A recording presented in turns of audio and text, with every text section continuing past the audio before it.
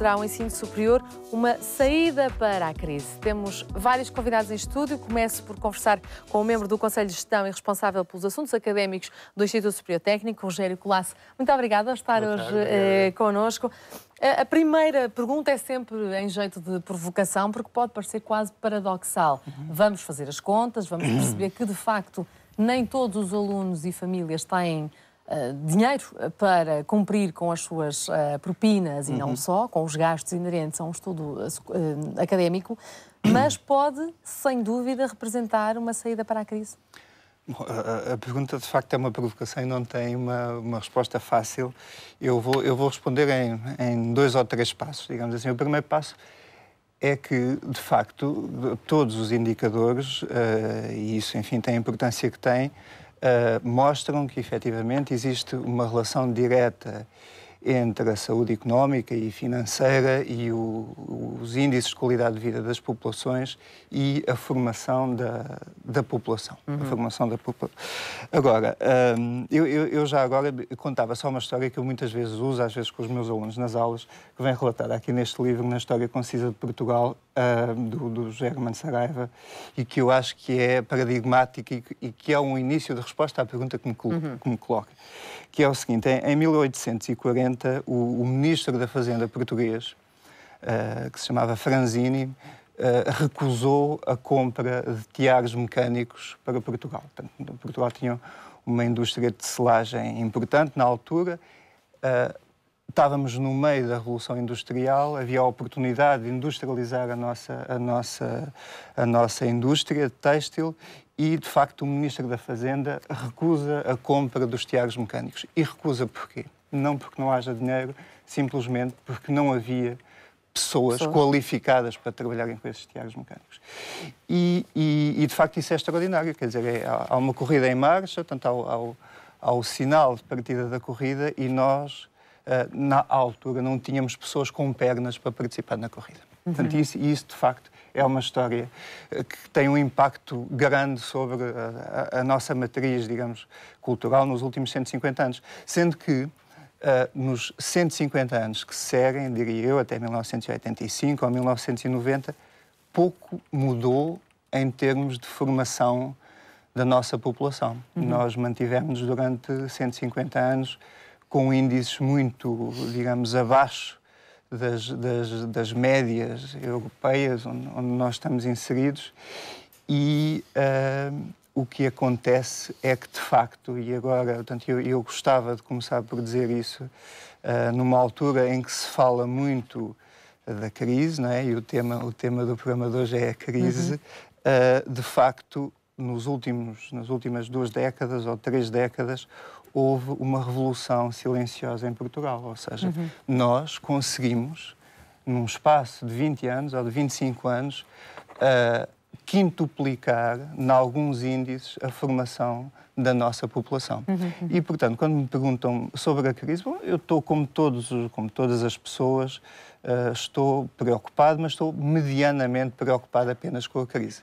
Acho que Portugal, ao longo de 9 séculos de história, passou por muitas crises, mas nunca teve como agora, neste momento, e isso é um privilégio nosso, agora, da nossa geração que vive agora, nunca teve tão preparado e tão qualificado para enfrentar a crise e para encontrar soluções. E acho que sairemos desta crise muito melhor do que entramos nela, ou do que tivemos. Acredito, Rogério, que de facto estas mais-valias que podem ser adquiridas, no fundo, é quase como ir enchendo um baú, não é? De várias experiências. Depois também, obviamente, vão ser complementadas no ensino superior, ou acrescentadas também no ensino superior, também dentro da própria universidade, procurando as pós-graduações, os doutoramentos, etc., não é? Esse é um outro investimento. Já estamos, portanto, a saltar do básico para o top, no fundo, não é?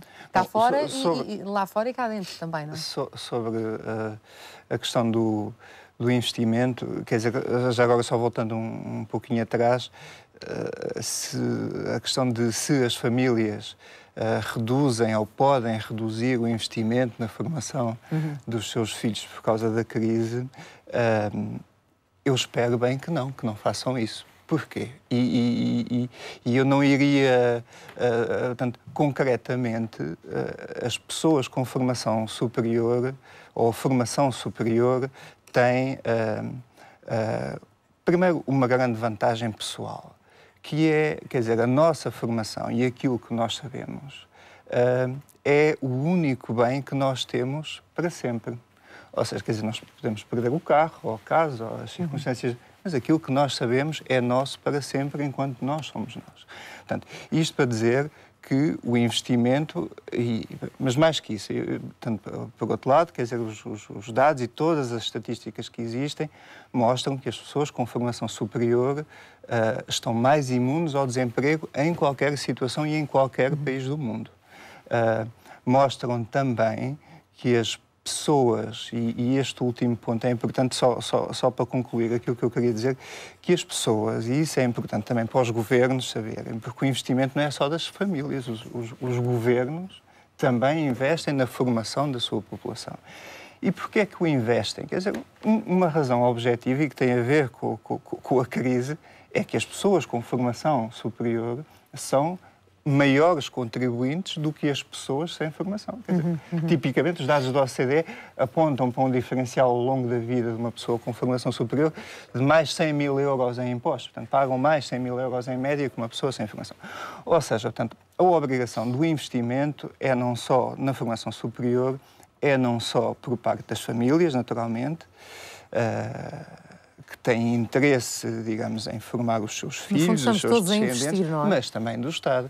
E eu espero que, à conta do discurso da crise e da crise que atualmente vivemos, que é conjuntural, vai passar mais cedo ou mais tarde, como todas passam, como dizia um amigo meu, Argentina, há 10 anos, quando a Argentina estava numa situação muito semelhante a Portugal, sempre que choveu parou. E há de parar de chover também. Portanto, sim, ou seja, a crise é conjuntural, mas a formação é estrutural. E não só as famílias devem investir nisso, porque é um retorno importante, é um investimento melhor do que investir numa casa, por exemplo, como os governos também, porque também têm um retorno importante ao longo de uma vida de contribuições. Claro. Mas também temos de perceber se, de facto, os apoios que o Estado tem vindo a conceder se têm vindo a aumentar ou nem por isso. Não, têm vindo a descer. Exatamente. Portanto, era aí que eu queria chegar. Exatamente, ou seja, como é que dizemos às nossas famílias? Têm vindo a descer. Não é? E as famílias, literalmente, estão numa situação de aperto. É claro que há muito aproveitamento destas 5 letrinhas apenas, não é? A crise está a servir de desculpa para muita coisa, algumas delas com muito pouco ou nenhuma ética, mas as famílias estão literalmente esmagadas pelos seus créditos, pelos seus filhos, os custos dos seus filhos. Não podemos esquecer que, apesar da média de natalidade ser baixinha em Portugal, as famílias normalmente, entre 1 e 2 filhos, basta fazer as contas aos livros. É verdade. Por exemplo, só aos livros, não é? É verdade, é verdade. É um ordenado mínimo, quase. E por isso eu digo que, quer dizer, o discurso da crise não pode justificar, digamos, cortes cegos sem se ver as coisas. Portanto, ou eventualmente existirão coisas que são gordura e que se podem cortar, mas a formação nunca, quer dizer, enfim.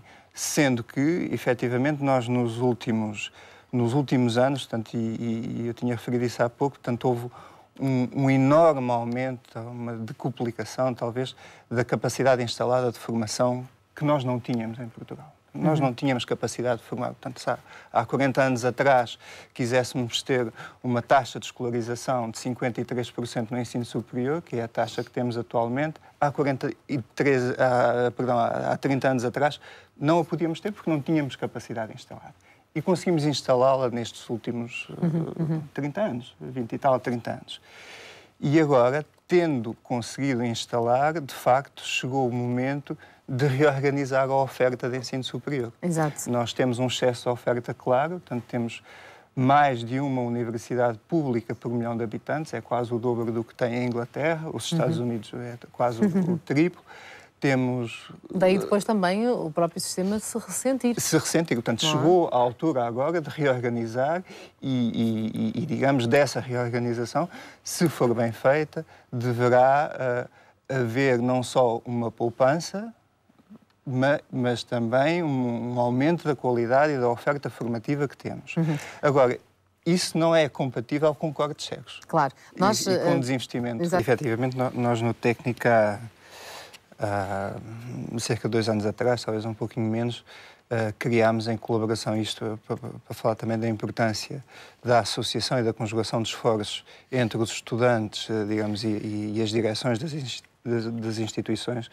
Estava eu a dizer que nós, no Técnico, há 2 anos atrás, criámos, em colaboração com a nossa Associação de Estudantes, um subsídio de emergência social que, digamos, vive ou subsiste de ações de beneficência. Portanto, tivemos no primeiro ano um concerto do Tito Paris, que foi cantar ao Técnico, e a receita reverteu para esse fundo, digamos assim.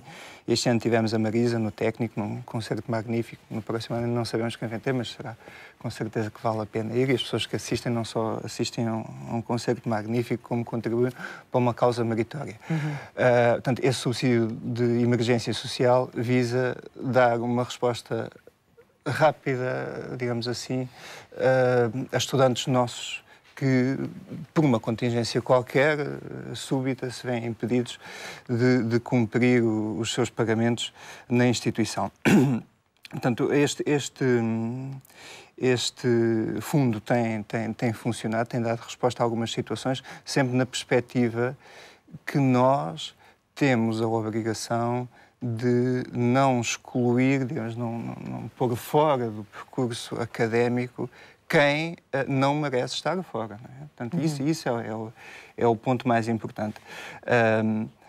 Eu penso que recentemente enfim, nestes últimos meses,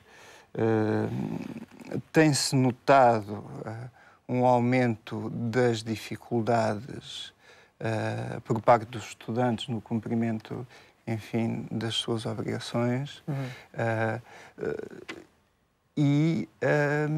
Eu penso que teremos, portanto, isso voltando ao início do nosso debate, eu penso que nós teremos forçosamente de dar resposta a isso, sob pena de deitarmos por água abaixo tudo aquilo que se conseguiu nos últimos 20 anos, que foi formar a um nível superior e intermédio também, porque as taxas de escolarização do secundário também tiveram, enfim, uma derivada, uma taxa de aumento enorme, sob pena de voltarmos atrás. E isso é que seria catastrófico. Portanto, nós, quer dizer, quer as instituições, quer as famílias, mas o Estado também não se pode, digamos, esquecer dessa sua função, mesmo porque se prejudica a si próprio, porque as pessoas com formação, objetivamente, são contribuintes maiores. Sem dúvida.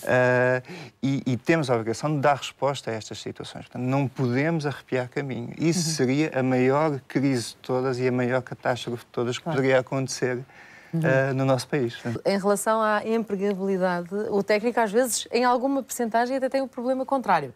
Vamos literalmente as empresas buscar os estudantes quase a meio do... Sendo que, portanto, o Técnico, de facto, enfim, há pequenas variações entre cursos, não é? O Técnico tem 21 cursos de primeiro ciclo, alguns dos quais são mestrados integrados, mas, quer dizer, a taxa de empregabilidade varia entre os 65% e os 75% ao fim de um mês, ou um mês após a conclusão do curso, e 6 meses após a conclusão do curso temos à volta de 90% de empregabilidade em todos os cursos.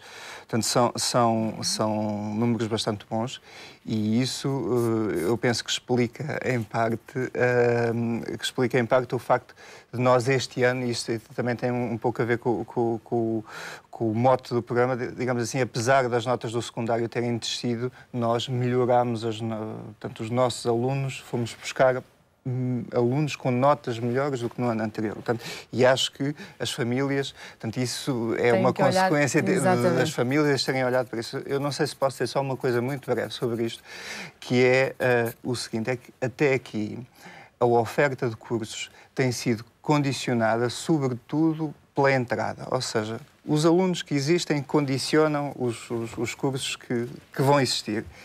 E tem de haver, quer dizer, quer o Estado, quer as entidades empregadoras têm, de facto, que também olhar para isso e dar as suas diretrizes relativamente... Claro, para não haver... Exatamente. Por favor, no fundo, fazer uma lista de compras, quase, obviamente, com as devidas diferenças.